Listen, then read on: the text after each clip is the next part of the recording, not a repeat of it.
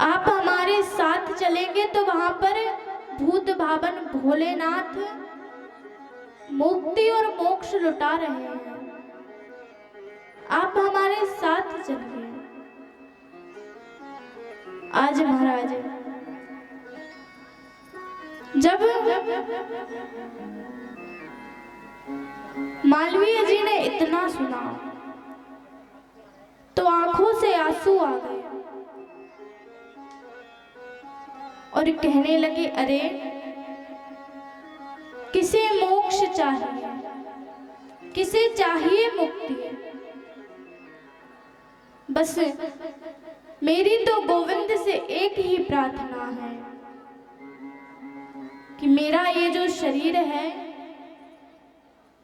ये छूटे और मुझे मनुष्य के शरीर में फिर से मिल जाए। जब मुझे मनुष्य का शरीर मिलेगा तो फिर से मैं प्रभु का अधिक से अधिक भजन करूं। तो बंधुओं, भागवत की कथा श्रवण करने के लिए लोगों ने मोक्ष और मुक्ति को भी ठुकरा दिया। बंधुओं, हमारे जीवन का वो दिन खराब नहीं है कि जिस दिन हमारे पेट को अन्न ना मिले और हम भूखे रह जाएं। हमारे जीवन का वो दिन भी खराब नहीं कि जिस दिन आकाश में काले काले बादल छा जाएं और जोर जोर से गरजने लगे। परंतु बंधुओं, जिस दिन हमें भागवत की कथा श्रवण करने ना मिले, प्रभु का भजन करने ना मिले, उससे बुरा कोई दिन नहीं हो सकता। बंधुओं, आपको बताएं कि भागवत जी तो मुक्ति देने के लिए ही गरज रही है, परंतु मुक्ति लेने कोई नहीं आता। सब कोई ना कोई कामना को लेकर आते हैं, मुक्ति लेने कोई नहीं आता। बंधुओं, एक छोटी सी आरती है जिसे हमारी सभी माताएं भी गाती होंगी। वह आरती कौन सी है? ओम जय जगदीश हरे, स्वामी जय जगदीश हरे, भक्त जनों के संकट दास जनों क्षण में दूर करे। ओम जय जगदीश हरे।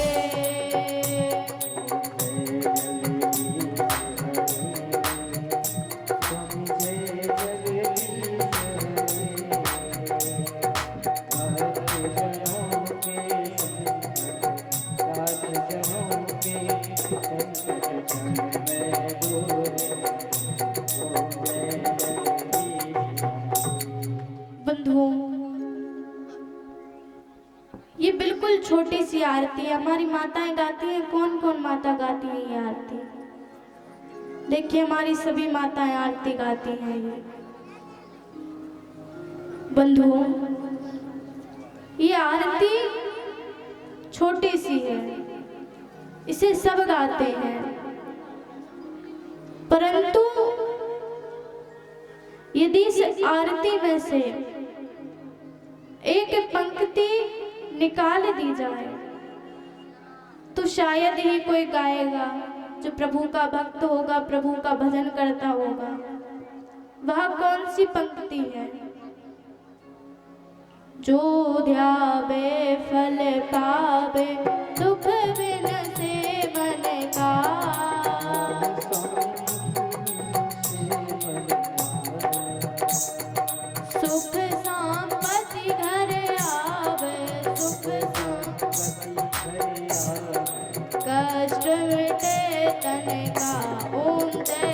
जगदीश हरे। बंधुओं, जिस घर में सुख आवे, संपत्ति आवे और दुख भाग जावे, शरीर के सारे कष्ट नष्ट हो जावे, ऐसे सुख तो सभी चाहते हैं कि नहीं? सभी ऐसे सुख चाहते हैं। बंधुओं, ये जो पंक्ति है इसमें कामना सिद्धि है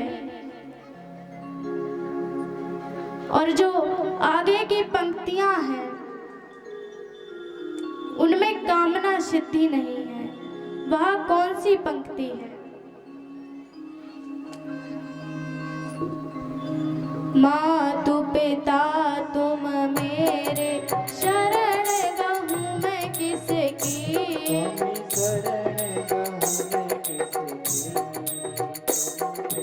और ना दूजा हरि बिन, आस करूँ मैं किसकी, ओम जय जगदीश हरे। बंधुओं, यदि कामना सिद्धि वाली पंक्ति निकाल दी जाए तो कोई आरती नहीं गाएगा, और यदि ये वाली पंक्ति निकाल दी जाए तो कोई टेंशन नहीं, क्योंकि हमें तो बस हमारे मन में तो कामना सिद्धि है। बंधुओं, हमें प्रभु से कोई ना कोई रिश्ता जरूर बनाना चाहिए। आपके जीवन में जिस रिश्ते की कमी है वो रिश्ता आपको प्रभु से बनाना चाहिए। बंधुओं, आपको बताएं कि ये जो भागवत की कथा है ये साक्षात प्रभु श्री कृष्ण का वांग्मय स्वरूप है। सदा सेव्या श्रीमद् भागवती कथा, यस्या श्रवण मात्रेण हरिश्चेत्तं समाश्रये। बंधुओं, श्रीमद् भागवत महापुराण को श्री कृष्ण का वांग्मय स्वरूप कहा गया है। एक बार की बात है कि हमारे प्रभु एक पत्थर की शिला पर लेटे हुए थे और अपना दायां पैर रखकर। बंधुओं, तभी वहां एक राजा शिकार खेलने आया।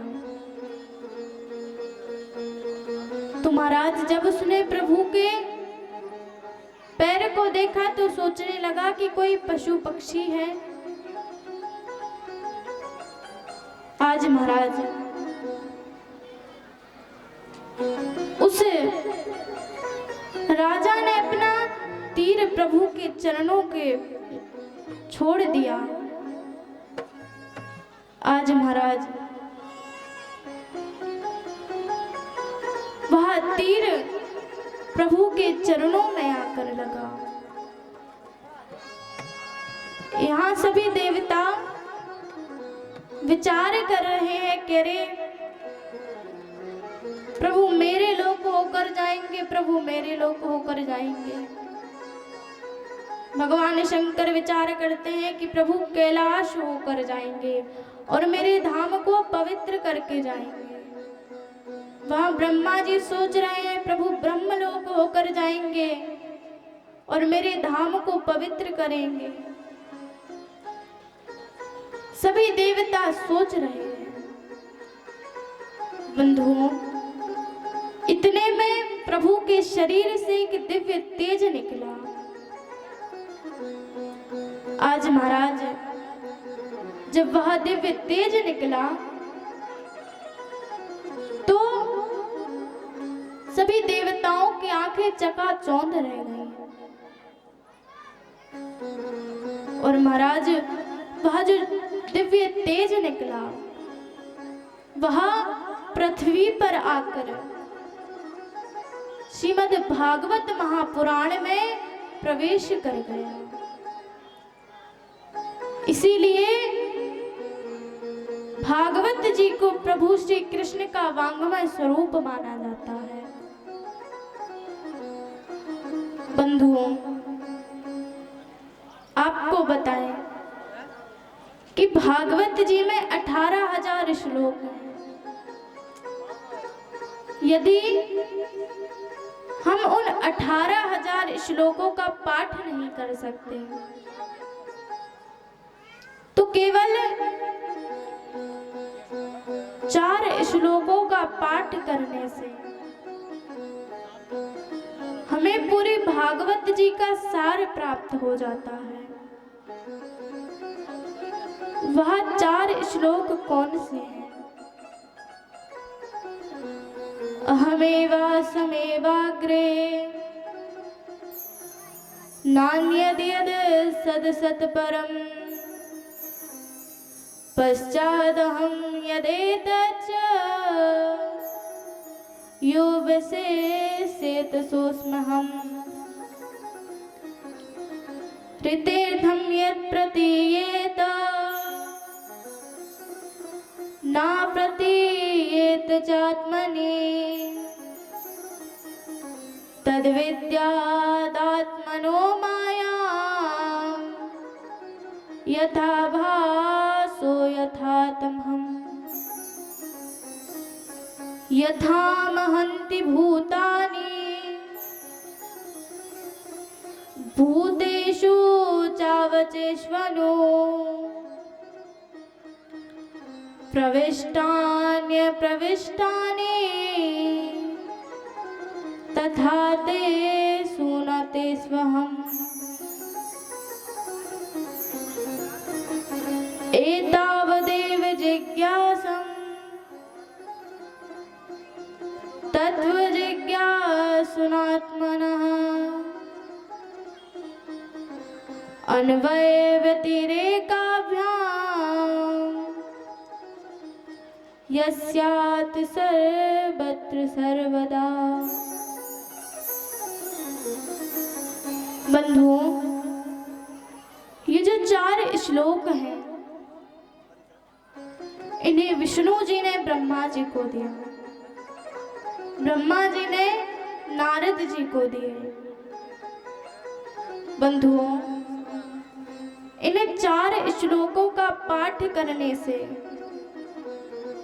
हमें पूरी भागवत जी का सार प्राप्त हो जाता है। बंधुओं, आइए तो अब हम महात्म्य के प्रथम श्लोकों को श्रवण करते हैं। सच्चिदानंद रूपाय विश्वोत्पत्त्यादि हेतवे तापत्रय विनाशाय श्री कृष्णाय वयं नमः। बंधुओं, इसमें प्रभु की 3 चीजों का वर्णन है। एक तो प्रभु की क्रिया का, दूसरा प्रभु की कृपा का, और तीसरा प्रभु दिखते कैसे हैं। सच्चिदानंद रूपाय। बंधुओं, एक सत है, एक चित है और आनंद स्वरूप परमात्मा को बताया गया है। सत का तात्पर्य क्या है? जो जगह जगह कण कण में जो व्याप्त है कण कण में है।